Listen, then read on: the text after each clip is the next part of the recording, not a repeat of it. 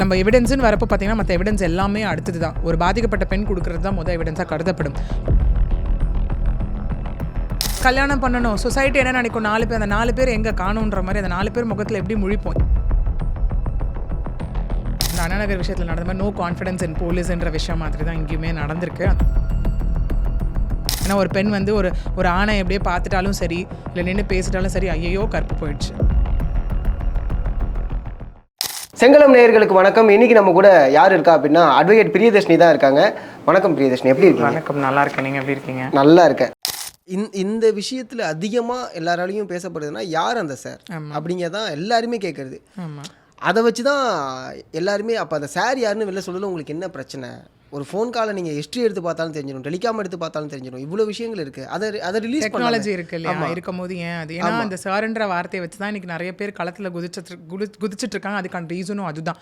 ஏன்னா இப்போ opposition party ஆகட்டும், லைக் ஸ்டார்டிங் ஃப்ரம் எல்லாருமே, ஏன்னா இது வந்து ஏன் நம்ம கட்சி சார்ந்து பார்க்கப்படுது நம்ம பேசியிருக்கோம். ஆக்சுவலி இந்த ரீசன்னால தான் இது கட்சி சார்ந்து பார்க்கப்படுது, மற்ற விஷயத்துலேருந்து வேறுபடுது அப்படிங்கிற ஒரு கான்செப்ட் ஒரு பக்கம். ரெண்டாவது யார் அந்த சார் அப்படின்றது இப்போ ஒரு ஹேஷ்டேக், ஒரு ட்ரெண்டிங் வேர்டாகவே மாறிடுச்சு. ஏன்னா அதை வச்சு தான் பேம்ப்ளெட் ஆகட்டும், பேனர்ஸ் ஆகட்டும், எல்லாமே அதை வச்சு தான் ரைஸ் பண்ணப்படுது இன்னைக்கு. இவர் திரு அண்ணாமலை ஆகட்டும், இல்லை இபிஎஸ் ஆகட்டும், சீமான் அவர்கள் ஆகட்டும், இல்லை விஜய் ஆகட்டும், இன்னும் நிறைய பேர் யாராக இருக்கட்டும். அதை நம்ம சொன்ன மாதிரி இதில் இன்னொன்று என்ன ஆகுது அப்படின்னா, இவங்க விஷயத்துலேயே ஆகட்டும், இது ஏன் வந்து இன்னொன்று வந்துட்டு அரசியல் ஆக்குறாங்க அப்படின்னு சொல்கிறதுக்கு ரீசன் என்னென்னா, இந்த விஷயத்துக்காக குரல் கொடுக்குறவங்க இவ்வளோ நாள் எங்கே போயிருந்தாங்க, இவ்வளோ நாள் குரல் கொடுத்தவங்க இந்த விஷயத்தில் ஏன் கொடுக்கல இப்படிங்கிற மாதிரி கான்ட்ராடிக்டரி ஸ்டேட்மெண்ட் இருக்குது. ஸோ பேக் டு யார் அந்த சார், அந்த யார் அந்த சார் அப்படின்னு ஏன் கேட்குறாங்கன்னா, அந்த ஆக்சுவலி இவர் என்ன சொல்லிட்டாரு, திரு கமிஷனர் அவர்கள் அருண் அவர்கள் என்ன சொல்லிட்டாரு அப்படின்னா, இல்லை அந்த மாதிரி ஒருத்தர் கிடையவே கிடையாது. ஏன்னா ஃபோன் வந்து இப்போ பிளேன் மோடில் இருந்துச்சு, ஏர்பிளைன் மோடில் இருந்தது, அப்படி அந்த 2.5 ஹவர்ஸில் இருந்தது அப்படின்னு சொல்லியிருக்காரு. பட் ஏன் இது இவ்வளோ ஸ்ட்ராங்காக யார் அந்த சார்னு பேசப்படுது, ஏன் அந்த குற்றவாளியை மறைக்க பார்க்குறீங்க, யார் அவர் அப்படின்னு நிறைய கொஸ்டின்ஸ் ரைஸ் ஆகுது, சஸ்பெக்ட் ஆகுது அப்படின்னா வந்துட்டு அந்த பொண்ணு கொடுத்த ஸ்டேட்மெண்ட். ஆமாம், ஏன்னா நம்ம எவிடன்ஸ்னு வரப்போ பார்த்தீங்கன்னா மற்ற எவிடன்ஸ் எல்லாமே அடுத்தது தான். ஒரு பாதிக்கப்பட்ட பெண் கொடுக்கறது தான் முதல் எவிடன்ஸாக கருதப்படும். ஏன்னா அந்த பொண்ணை வந்துட்டு வன்புணர்ச்சி பண்ணிக்கிட்டே ஒரு வீடியோ எடுக்கும்போது சொன்ன விஷயம், சார் இந்த மாதிரி எல்லா விஷயமும் முடிஞ்சிருச்சு, அடுத்தது நீங்கள் தான் அப்படின்ற மாதிரியும், சார் கூப்பிடுறப்ப நீ வரணுங்கிற மாதிரியும். ஏன்னா அந்த பொண்ணு வந்துட்டு நான் இல்லை லீவுக்கு வந்துட்டு வீட்டுக்கு போயிட்டு ஜனவரி 20 தான் வருவேன்னு சொன்னப்பையும், நீ அதெல்லாம் எங்கேயும் போகக்கூடாது, நீ இங்கே தான் இருக்கணும், இல்லைனா 3 விஷயத்தை நான் பண்ணிடுவேன் தான் திரும்ப ஒரு த்ரெட்டன் பண்ணியிருக்காரு அந்த இடத்துல. ஆன்லைனில் போட்டுடுவேன், இல்லைனா மேனேஜ்மெண்ட் கிட்ட கொடுத்துருவேன், பேரண்ட்ஸ்ட்டு சொல்லிடுவேன் அப்படிங்கிற விஷயமா தான் இருக்குது. ஸோ அந்த பொண்ணோட ஸ்டேட்மெண்ட் படி பார்த்தோன்னா சார்னு ஒரு விஷயம் இருக்குது. ஸோ இப்போ இவர் போலீஸ் தரப்புலையும் என்ன சொல்லியிருக்காங்க அப்படின்னா, இல்லை ஒன்று ஏரோப்ளைன் மோடில் இருக்குது, ரெண்டாவது இப்போ இன்னொரு கொஸ்டின் வரும், ஏன் வேறு ஃபோன் வச்சுருந்தா அப்படிங்கிற ஒரு கொஸ்டின் வரும். ஸோ அதனால தான் இப்போ என்ன சொல்லியிருக்காங்க அவங்க போலீஸ் தரப்புலனா, அந்த டைமில் வந்து அந்த பர்டிகுலர் லொக்காலிட்டியில் எந்தெந்த நெட்வொர்க் வந்து கவர் ஆகுதோ, மொபைல் நெட்வொர்க் டவருக்கு கனெக்ட் ஆகுதோ, அது எல்லாமே இப்போ வந்துட்டு எல்லா மொபைல் நெட்வொர்க்கிங் கிட்டையும் கேட்டிருக்காங்க. ஓகே, ஸோ இப்போ அதுக்கான ப்ராசஸ் போயிட்டு இருக்கு. ஆமாம், போலீஸ் சைடு வந்த விஷயம் போயிட்டு இருக்கு. அண்ட் இன்னொரு விஷயம் என்னன்னா, அந்த எஃப்ஐஆர் லீக் ஆன மேட்டர் இருக்குல்ல. ஆமாம், ஸோ அதுக்கு வந்து என்ன சொல்லியிருந்தாங்கன்னா, எஃப்ஐஆர் லீக் ஆனது தப்பு, லீக் பண்ணதும் குற்றம் தான். ஆனால் அதை வச்சு விவாதிக்கிறது தப்பு அப்படிங்கும்போது இங்கே எல்லாராலையும் எப்படி அதை பார்க்கப்படுது அப்படின்னா, இன்னும் இதை பற்றி விவாதிக்கிறது தப்புன்னா, அப்போ இந்த ஜனநாயகத்தில் வந்து இதுக்கான பேச்சு சுதந்திரம் இல்லாத ஒரு ஜனநாயகமாக இருக்கா அப்படிங்கிற ஒரு கேள்வி எழும்புது. ஸோ இதை பற்றி என்ன நினைக்கிறீங்க? ஏன்னா இப்போ இந்திய அரசியலமைப்பு சட்டம் எடுத்துக்கிட்டோம் அப்படின்னா, எல்லாமே be the citizen, for the citizen, by the citizen, of the citizen தான். எல்லாமே மக்களுக்காக மட்டும்தான் அப்படிங்கிற கான்செப்ட் தான். அந்த மாதிரி இருக்கும்போது right to life, right to privacy, right to speech, freedom and expression எல்லாமே இருக்குது. ஸோ இது இருக்கும்போது இதை நம்ம எப்படி பார்க்கலாம் அப்படின்னா, எஃப்ஐஆர் லீக் பண்ணது தப்பு, ஏன் அதை எடுத்து விவாதம் பண்றது தப்புன்ற ஒரு கான்செப்ட் சொல்றாரு அப்படின்னா, ஹைகோர்ட்டுமே இதை கொஸ்டின் பண்ணியிருக்காங்க. அதாவது 14 பேர் அந்த போர்ட்டல்ல இருந்து இதை வந்து டவுன்லோட் பண்ணியிருக்காங்க. CCTNS அப்படிங்கிற portal, crime and criminal tracking networking system, அதுலேருந்து வந்து டவுன்லோட் பண்ணியிருக்காங்க. ஸோ அவர் எந்த மீனிங்ல சொல்லியிருப்பாரு அப்படின்னா வந்துட்டு, இப்போ ஃபார் எக்ஸாம்பிள் எஃப்ஐஆர் ஒருத்தவங்க டவுன்லோட் பண்ணிட்டாங்கன்னா அந்த பேப்பரை கையில் வச்சுட்டு அந்த விக்டிமோட எல்லாமே லைன் பை லைன் படிக்கிறது, அதுதான் விவாதம். ஓகே, இப்போ அந்த ஒரு சென்ஸ்ல தான் அவர் சொல்லியிருப்பாரு. ஏன்னா as per supreme court guidelines படி பார்த்தோம்னா, இந்த ஆர்ஜி கேர் இன்சிடென்ட், அந்த டாக்டர் பாலியல் வன்கொடுமை செஞ்சு வந்து கொலை பண்ணப்பட்ட வழக்கில் என்ன ஆச்சுன்னா, அவங்க ஐடென்டிட்டி எல்லா சேனல்ஸ்லையும் வந்தது. சுப்ரீம் கோர்ட் என்ன சொன்னாங்கன்னா, இம்மீடியட்டாக அதை இது எடுக்கலைன்னா பேன் பண்ணப்படும், நடவடிக்கை எடுக்கப்படும்ன்ற ஒரு விஷயம் வந்து சொன்னாங்க இல்லையா. ஸோ அதுதான் இங்கேயும் நடந்திருக்கு. இப்போ நம்ம பேசுகிறோம், ஒரு அவேர்னஸோ ஒரு டிஸ்கஷனோ பண்ணுறோம் போது விக்டிம் டீட்டெயில்ஸ் எங்கேயுமே வரல. ஆனால் அதை விட்டுட்டு எஃப்ஐஆர் என் கையில் இருக்குது, விக்டிமோட பேர் இது, ஊர் இது, ஃப்ரெண்ட்ஸ் இதுன்னு சொல்கிறது கண்டிப்பாக தவறான செயல் தான். அதை தான் அவர் மீன் பண்ணியிருப்பாரு. அந்த விஷயத்தினால தான். இன்னொரு விஷயம் இருக்குல்ல, லைக் என்னன்னா, இங்கே எல்லாருமே வந்து இவ்வளோ தூரம் பேசுகிறாங்க, பட் அந்த விக்டிம் சைட்லேருந்து என்னென்ன விஷயங்கள் வந்துச்சு, அதுக்குன்னு ஒரு கமிட்டி போய் பார்த்து கண்டிப்பாக. ஸோ அதை பற்றி கண்டிப்பாக இப்போ அதை நம்ம பேசும்போது பார்த்தோன்னா இங்கே எல்லாமே எப்படி நடக்குதுன்னா திரும்ப விக்டிம் பிளேமிங் தான் நடக்குது. ஆக்சுவலி சொன்ன மாதிரி அந்த பொண்ணு ஏன் அந்த டைமுக்கு அங்கே போகணும், அந்த பொண்ணு ஏன் புதருக்குள்ளே உட்காந்து பேசணும். இன்னொன்று நமக்கு வந்த தகவல் எல்லாமே பார்த்தீங்கன்னா அந்த பொண்ணு வந்து மாதவிரா டைமில் இருந்ததாகவும், அப்போ மாதவிரா டைமில் கூட நீ பாய் ஃப்ரெண்ட் கூட உட்காந்து பேசணுமா. ஸோ இது இப்படி சொசைட்டி இப்போ எப்படி இருக்குது அப்படின்னா வந்து பிற்போக்கை தாண்டி சும்மா போகிற போக்கில் பேசிட்டு போவோம் அப்படிங்கிற விஷயம் தான். ஏன்னா நம்ம என்ன சொல்கிறது, நம்ம கையில் ஃபோன் இருக்குது, நெட் இருக்குது, நம்ம கமெண்ட் போட்டுட்டு போவோம் அப்படிங்கிற விஷயம் தான். ஆனால் அது எவ்வளோ பாதிப்பை ஏற்படுத்தும் அப்படிங்கிற ஒரு விஷயம் வந்து இங்கே யாருக்குமே தெரியல.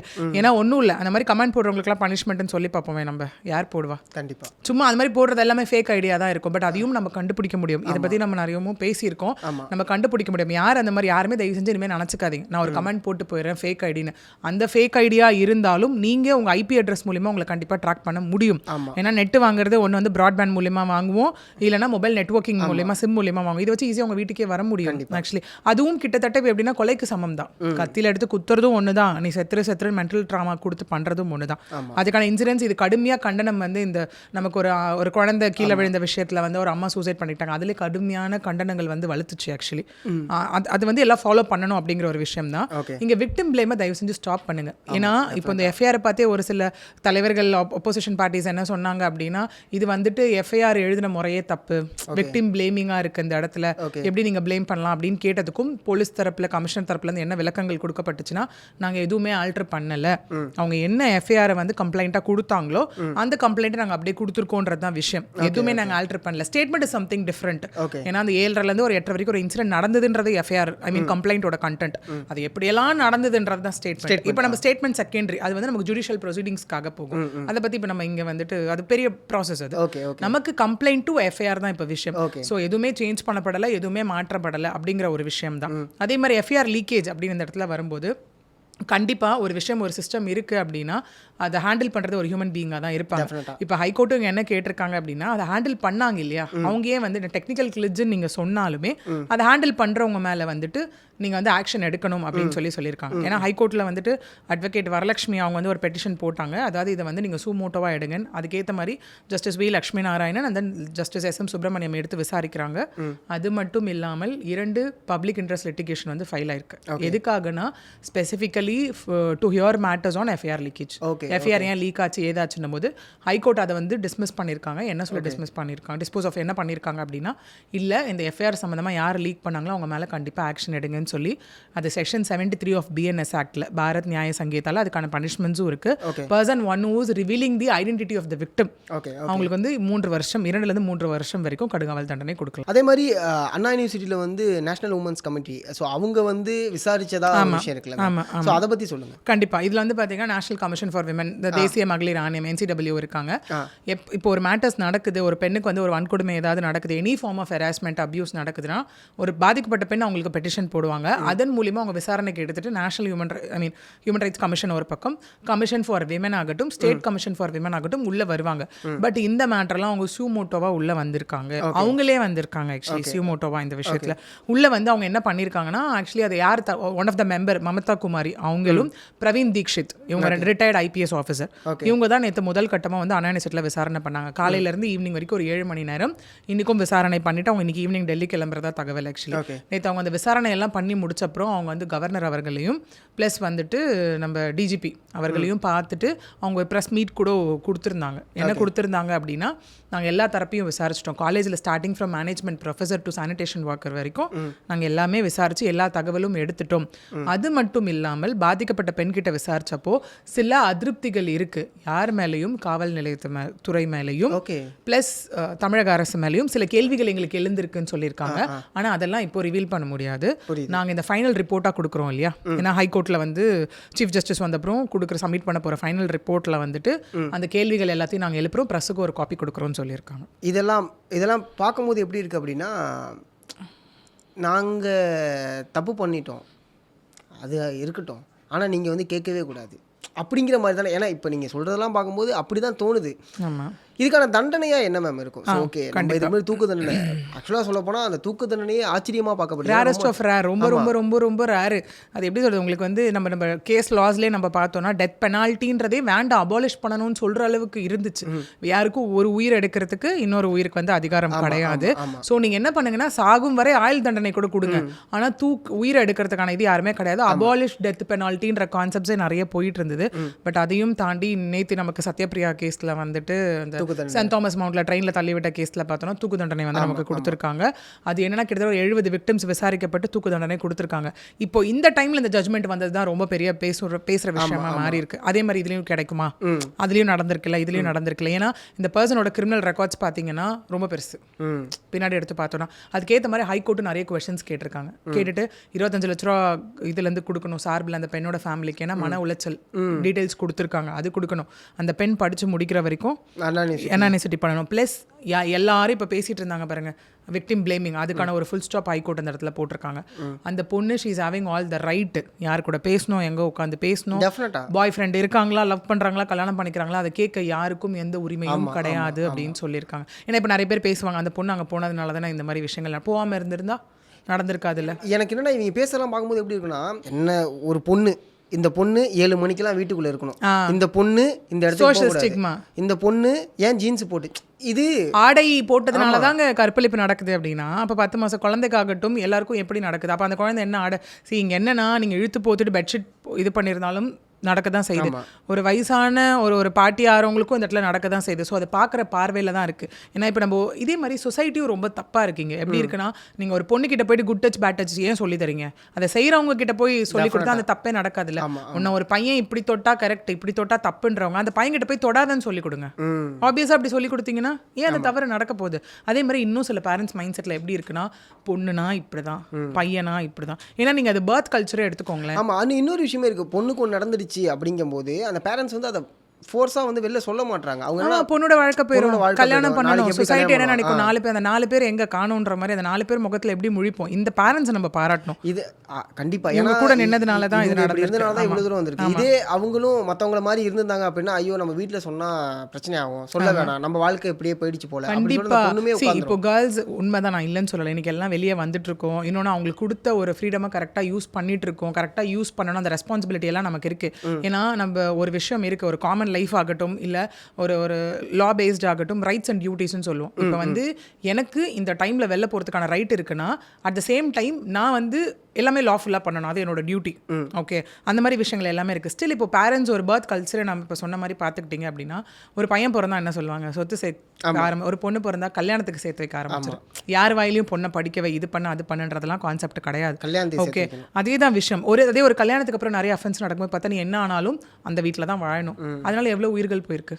கண்டிப்பாக. ஸோ சொசைட்டியை தாண்டி முதல்ல யார் இங்கே சொசைட்டி? நம்மளாம் சேர்ந்தது தானே சொசைட்டி. ப்ளஸ் ஃபஸ்ட்டு பேரண்ட்ஸ் மாறுங்க. ஏன்னா உங்கள் பேரண்ட்ஸ் இவங்க கூட நின்ன மாதிரி எல்லாருமே அவங்க கூட நின்னோன்னா கண்டிப்பாக. ஏன்னா இன்றைக்கி பெண்கள் நிறைய குற்றங்கள் வெளியே வராதுக்கு ரீசன் ஹெசிடேஷன். இப்போ நான் இருக்கேன், நான் இதை வெளில சொன்னால் என்ன நடக்குமோ, பேரண்ட்ஸ் என்ன நினைப்பாங்களோ, சொசைட்டி என்ன நினைப்பாங்களோ, நாளைக்கு அவங்க நம்மளை பார்க்குற பார்வை எப்படி ஆகுமோ. ஏன்னா இந்த விஷயத்துலேயே கண்டிப்பாக அந்த பொண்ணு ஆல்ரெடி அவ்வளோ பெரிய மன உளைச்சல் இருக்காங்க. இந்த சொசைட்டி வந்து பேசுகிறதெல்லாம் அவங்க எப்படி ஃபேஸ் பண்ண போகிறாங்கன்னு தெரியல. என்ன தான் பேரண்ட்ஸ் சப்போர்ட் என்ன இருந்தாலும், மாரல் சப்போர்ட் இருந்தாலும், at the end of the day அவங்க யோசிக்கிற விஷயம் தான் அந்த இடத்துல. ஸோ சொசைட்டி இவ்வளோ விஷயத்தை தூக்கி போடும் போது அது இனிமேல் பண்ணாமல் இருந்தால் நல்லா இருக்கும்னு நினைக்கிறேன். ஏன்னா அவங்க வீட்டில் ஒருத்தராக நினச்சி இதுக்கான பனிஷ்மெண்ட் என்ன, அவருக்கு கிடைக்கக்கூடிய பனிஷ்மெண்ட் என்ன? கண்டிப்பாக. ஏன்னா இப்போ பார்த்தீங்கன்னா அகெயின் நம்ம அந்த அண்ணாநகர் விஷயத்தில் நடந்த மாதிரி நோ கான்ஃபிடன்ஸ் இன் போலீஸ்ன்ற விஷயம் மாதிரி தான் இங்கேயுமே நடந்திருக்கு. அதனால் ஹைகோர்ட் என்ன பண்ணியிருக்காங்கன்னா ஸ்பெஷல் இன்வெஸ்டிகேஷன் டீம் அப்பாயிண்ட் பண்ணியிருக்காங்க. ஆல்ரெடி NCW இன்டூ பிக்சர் அவங்க உள்ளே வந்துட்டாங்க. அவங்க ஒரு சைடு ரிப்போர்ட் ரெடி பண்ணுறத, கமிட்டி ஃபார்ம் பண்ணுறத பண்ண தான் போகிறாங்க. ஆல்ரெடி சொன்ன மாதிரி மம்தா குமாரி அவங்களும் பிரவீன் தீக்ஷித் அவர் மூலியமாகவும் 2 பேரும் பண்ண தான் போகிறாங்க. Already they started with the process. Okay, இப்போ என்ன ஆச்சு அப்படின்னு பார்த்தீங்கன்னா state special investigation team SIT appoint பண்ணியிருக்காங்க. அதில் 3 பேருமே பெண் IPS அதிகாரிகள். அதில் அண்ணாநகர், ஆவடி, சேலம் சார்ந்தவங்க. ஸ்னேகப்பிரியா அப்படிங்கிறவங்க வந்து அதை ஹெட்டாக இருக்க போகிறாங்க. தென் பிருந்தா, அதுக்கப்புறம் ஜமால் அப்படிங்கிற 3 பேர் தான் இதை பண்ண போகிறாங்க. ப்ளஸ் அவங்க போலீஸ் கஸ்டடியில் இருந்த பர்சனையும் 10 நாள் விசாரிக்கணும், எங்களுக்கு பெர்மிஷன் வேணும்னு அவங்க கேட்டு அவங்களோட இன்வெஸ்டிகேஷனை அவங்க ஸ்டார்ட் பண்ண போகிறாங்க. ஆமாம், இது ஒரு பக்கம் இருக்கட்டும். சரி, பனிஷ்மெண்ட்ஸ் என்ன? இவ்வளோ பண்ணியிருக்காங்க, லைக் இவ்வளோ விஷயங்கள் இருக்குது. சரிங்க, நம்ம காமனாக பார்க்குறோம், ஒருத்தவங்க திரும்ப திரும்ப ஒரு தப்பு பண்ணால் ஹேபிச்சுவல் அஃபெண்டராக இருந்தால் அவங்களுக்கு என்ன பண்ணுவோம்? குண்டாஸ் போடுவோம். இதுலயே அவர் மேலே குண்டாஸ் போடல. ஒன்றும் இல்லை, இது எப்படி நம்ம பார்க்கலாம்னா ஹிஸ்ட்ரியை மெயின்டைன் பண்ணலங்கிறது தானே இருந்துச்சு. அதுதான் விஷயம். ஒன்றும் இல்லை, இப்போ ரீசெண்டாக ஒரு வீடியோ வந்துச்சு, அவர் நடு ரோட்டில் ஒரு காரை நிறுத்திட்டு ஒரு பிரச்சனை பண்ணுறது. அப்போ போய் கொடுத்த கம்ப்ளைண்ட்டும் ஸ்டேஷனில் எடுக்கலன்ற ஒரு குற்றச்சாட்டும் இங்கே இருக்குது. ஒருவேளை அன்னைக்கு அதை நீங்கள் தடுத்துருந்தீங்கன்னா இன்னைக்கு இது நடந்திருக்காது. 2012 நடந்த இன்சிடென்ட்க்கு நீங்கள் 2 வருஷம் ஜெயில் தண்டனை எல்லாமே இன்னும் கடுமையாக்கியிருந்தா இன்னைக்கு இது நடந்திருக்காது. அப்போ ஏதோ ஒரு தைரியம் அவருக்குள்ள குருட்டு தைரியம் வந்திருக்குல்ல. ஸோ ஆஸ் சோஃபார் பார்த்தோன்னா 63, 64 ஆஃப் பிஎன்எஸ் இதெல்லாம் இன்க்ளூட் பண்ணியிருக்காங்க, 75 பண்ணியிருக்காங்க. அதாவது செக்ஷுவல் ஹராஸ்மெண்ட். இந்த செக்ஷன்ஸ்லாம் என்ன சொல்லுது அப்படின்னா, அதாவது sexual harassment, rape with consent. எல்லாரும் இப்போ யோசிக்கலாம், என்னங்க கன்சென்ட்ன்றீங்க, அப்போ அந்த பொண்ணு அக்செப்ட் பண்ணி தானே பண்ணுச்சுன்றது. பட் ஆனால் இந்த செக்ஷன் என்ன சொல்லுதுன்னா, with consent but forceful one. Okay, இப்போ எப்படின்னா த்ரெட்டன் பண்ணி பண்ணுறது. இப்போ நீ கூட ஒத்துக்கலன்னா உன் பாய் ஃப்ரெண்டை கொலை பண்ணிடுவேன். ஆக்சுவலி அந்த ஸ்டேட்மெண்ட்ஸும் தகவலாக வந்துச்சு நமக்கு. உன் பாய் ஃப்ரெண்டை கொலை பண்ணிடுவேன், இல்லைனா மேனேஜ்மெண்ட் கிட்ட சொல்லிடுவேன், உனக்கு டிசி வாங்கி கொடுத்துருவேன். இதெல்லாம் எப்படின்னா ஒரு விஷயத்தை அடையணுன்றதுக்காக ஃபோர்ஸ்ஃபுல்லாக த்ரெட்டன் பண்ணி கொண்டு வர விஷயம். அதுக்கே பனிஷ்மெண்ட் வந்து 10 வருடத்துலேருந்து ஆயுள் தண்டனை வரைக்கும் இருக்குது. இது ஒரு பக்கம் இருக்கட்டும். 75 செக்ஷுவல் ஹராஸ்மெண்ட்டுக்கான செக்ஷன்ஸ், அதுலேயும் 10 வருஷம் இருக்குது. இல்லை NCW என்ன ஒன்று சொல்லியிருக்காங்க, நேஷனல் கமிஷன் ஃபார் விமன், அப்படின்னா தயவு செஞ்சு செக்ஷன் 71 ஆஃப் பிஎன்எஸ்ஸை உள்ள இன்வோக் பண்ணுங்கன்னு சொல்லியிருக்காங்க. அப்படின்னா which means habitual offender of sexual harassment. Okay, நம்ம எல்லாம் கேட்போம்ல, ஏன் குண்டாஸ் போடலன்னு. அதுதான் 71 version in criminal act actually. ஏன்னா செக்ஷுவல் ஹராஸ்மெண்ட்ன்ற ஒரு விஷயத்தை திரும்ப அவர் பண்ணிட்டு இருக்காரு. ஸோ தயவு செஞ்சு அந்த செக்ஷனை வந்து இன்வோக் பண்ணுங்க அப்படிங்கிறது தான் NCW வந்து உள்ள சொன்ன விஷயமா இருக்கும்.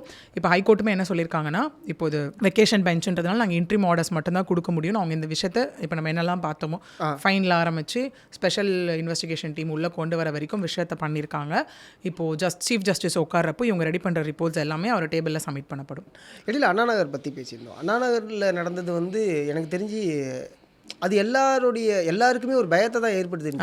என்னன்னா, நம்ம வீட்டில் ஒரு தப்பு நடந்துடுச்சுப்பா, நம்மளை ஒருத்தன் வந்து ஏதோ ஒன்று பண்ணிட்டான், கொலையே பண்ணிட்டான், இல்லை எனக்கு கத்தியால் கீறிட்டான் அப்படின்னாலுமே நம்ம போயிட்டு வெளில சொல்ல முடியாது. சொன்னால் நம்மளையுமே அங்கே உட்கார வச்சுருவாங்க. காரணம் என்னென்னா, அவங்ககிட்ட பதவியும் பலமும் இருக்குது அப்படிங்கிற மாதிரி தான் தோணுது.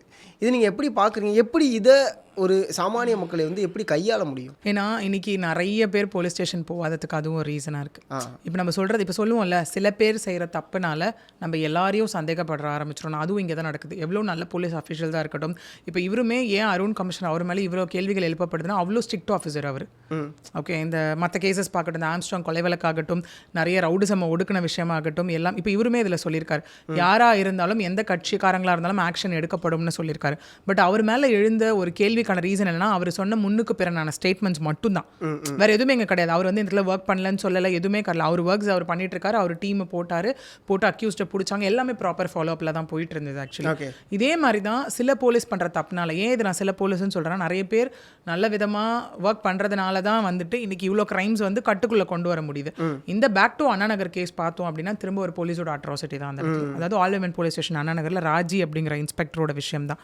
வீட்டில் இருக்க ஒரு 10 வயசு சிறுமியை வந்து கேன் போடுறவங்க வீட்டுக்கு வந்து பாலியல் வன்கொடுமை பண்ணுறாங்க. அதுவும் ரிப்பீட்டடாக பண்ணிட்டு இருந்திருக்காங்க.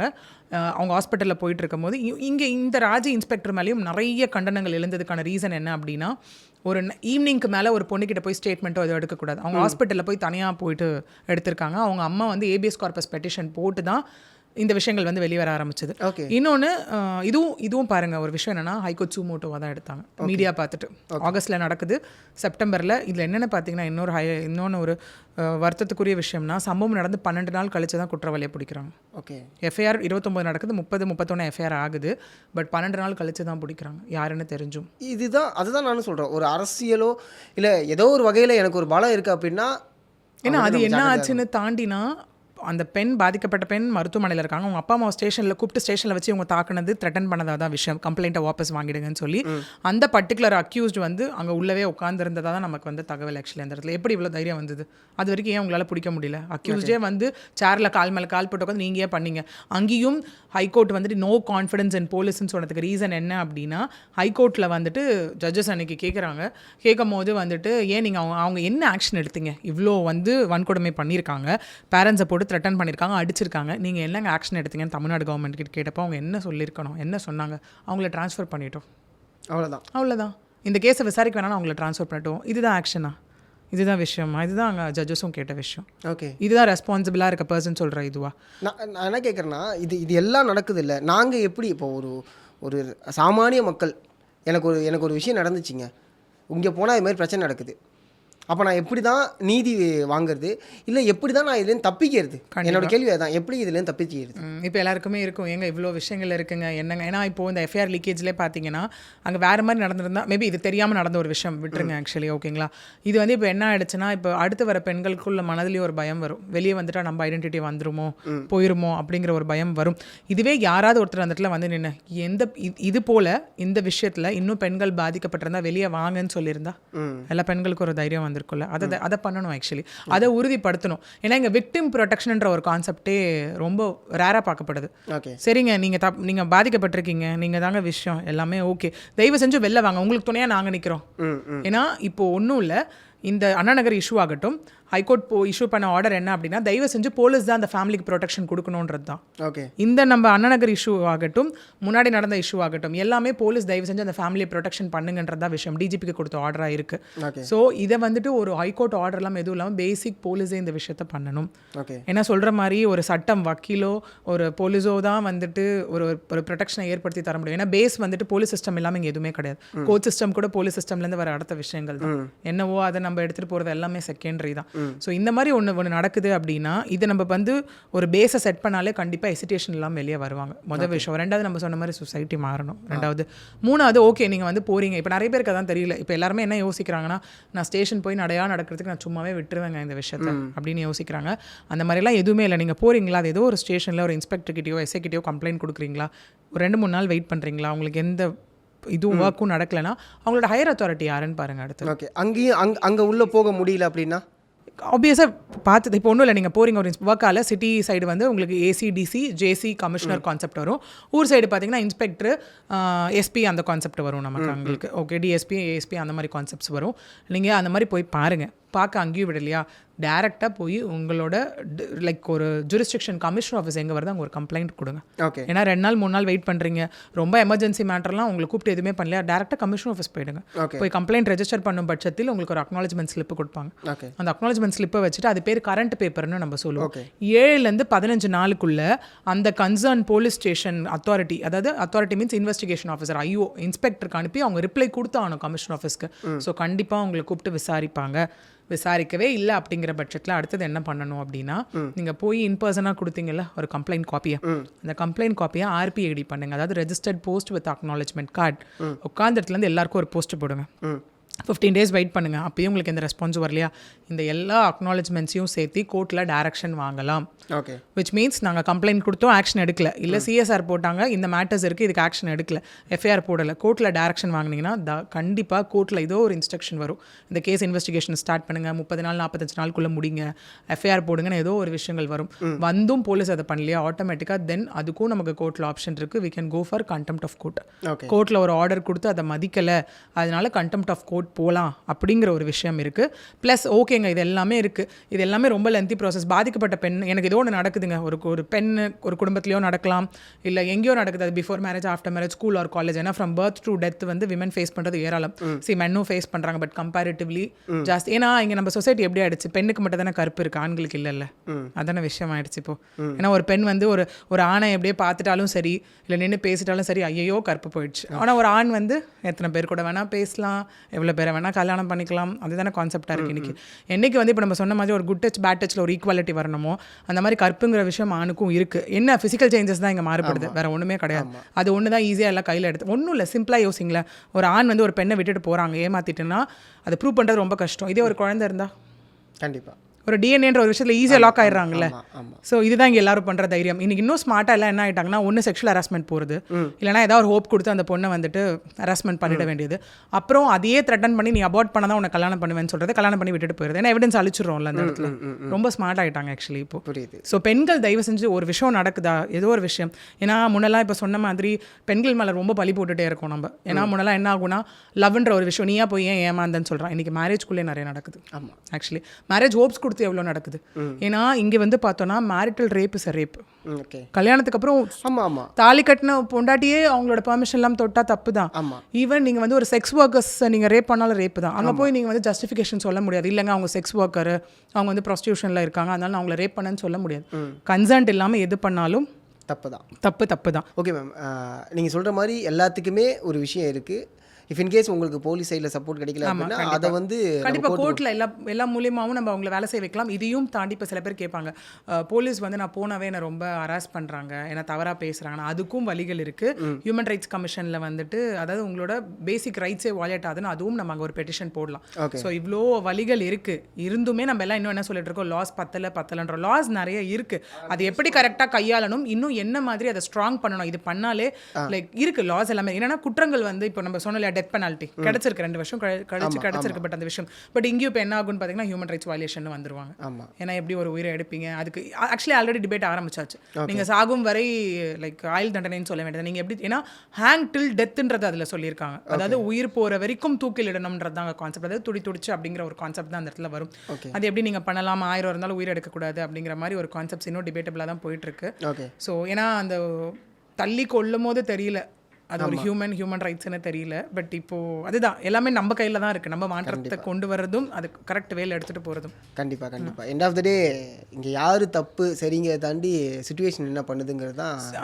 நீங்கள் ஆக்சுவலி இப்போ நீங்கள் சொல்கிற பாயிண்ட் அது வேறு மாதிரி என்னோட பாயிண்ட் ஆஃப் வியூலேருந்து நான் சொல்கிறேன். ஏன்னா சுச்சுவேஷன்ஷிப்னு எனக்கு நிறைய எடுத்துக்கிறாங்க எல்லாருமே. நான் என்னங்க பண்ணட்டும், சுச்சுவேஷனில் தப்பு பண்ணிட்டேங்க அப்படின்னு எடுத்துகிட்டு போகிறாங்க. கண்டிப்பாக அதுவுமே நியாயப்படுத்த முடியாது. அதுதான் விஷயம். மேபி சொல்கிற மாதிரி விக்டிம் ப்ரொடெக்ஷன் ஒரு கான்செப்ட் கண்டிப்பா வேணும். இருக்கும் பட்சத்துல பாதிக்கப்பட்டவங்க நிறைய பேர் வெளில வருவாங்க. இன்னொன்னு பாதிக்கப்பட்ட தயவு செஞ்சு வெளில வாங்க. இன்னொன்னு எப்படி லா செகண்டரி லா இருக்குங்க, கண்டிப்பா இல்லாம இல்ல, சப்போர்ட் பண்ணுங்க. அட்லீஸ்ட் உங்களால முடியல அப்படின்னாலும் ஒரு மாரல் சப்போர்ட்ன்றது ஒண்ணு. இப்போ இந்த கேஸ்லேயே பேரண்ட்ஸோட விஷயம் இல்லைன்னா அந்த பெண்ணும் 10 11 தான் ஆயிருப்பாங்க இந்த இடத்துல. ஏன்னா இப்போ இவ்வளோ வேகமாக இந்த விஷயம் நடந்துட்டு இருக்கு. உலகம் ஃபுல்லாக வந்து இப்போ டெல்லியில் கூட ப்ரொடெஸ்ட் ஆரம்பிச்சிருச்சு. இவ்வளோ விஷயங்கள் போயிட்டு இருக்கு. நம்ம நிறைய லாஸ் இருக்கு. இப்போ ஸ்பெஷல் இன்வெஸ்டிகேஷன் டீம் 10 நாள் கஸ்டடி கேட்டிருக்காங்க. உள்ள எடுத்து அவங்க இன்வெஸ்டிகேட் பண்ணி ரொம்ப அடுத்தடுத்த கட்ட ஃபாஸ்ட் நகர்வுக்கு போயிட்டு இருக்கு. ஸோ இப்போதைக்கு இந்த செக்ஷன்ஸ் எல்லாம் போட்டிருக்காங்க. ஏன்னா எஃப்ஐஆர் லீக்கேஜுக்கும் என்ன ரீசன் சொன்னாங்கன்னா, எஃப்ஐஆர் வந்து திருத்தம் செய்யப்பட்டதுனால தான் லீக்கேஜ் ஆச்சுன்றது ஃபைனலாக நேற்று சொல்லியிருக்காங்க. ஏன்னா ஐபிசியிலேருந்து பழைய கிரிமினல் ஆக்ட்லேருந்து புதிய கிரிமினல் ஆக்ட் மாற்றும் போது நாங்கள் சில செக்ஷன்ஸ் இன்க்ளூட் பண்ணும் போது தான் அது லீக்கேஜ் ஆயிருக்குன்ற ஒரு விஷயமும் சொல்லியிருக்காங்க. ஸோ நம்ம ஹோப்ஃபுல்லி இந்த இவங்க சத்யபிரியா விஷயத்தில் எந்த ஒரு ப்ரூவ் பண்ணப்பட்டு என்ன ஒரு விஷயங்கள் வந்து ஜட்ஜ்மெண்ட்ஸ் வந்து நமக்கு வந்ததோ அதுதான் நான் சொல்ல வரல, டெத் பெனால்ட்டின்னு சொல்ல வரல. பட் அதுக்கு ஈக்குவலான ஒரு ஸ்ட்ராங் பனிஷ்மெண்ட்ஸ் வரணும் அப்படிங்கிற ஒரு விஷயத்தை மேபி நம்ம எதிர்பார்க்கலாம். அதுக்கு அடுத்தடுத்த ப்ராசஸ் ஆஃப் இன்வெஸ்டிகேஷன் எப்படி போகுதுன்றதை வச்சு தான் நம்ம பார்க்க முடியும். ரொம்ப நன்றி உங்களுடைய நேரத்தை எங்களுக்கு ரொம்ப நன்றி ma'am. Thank you so much. Thank you.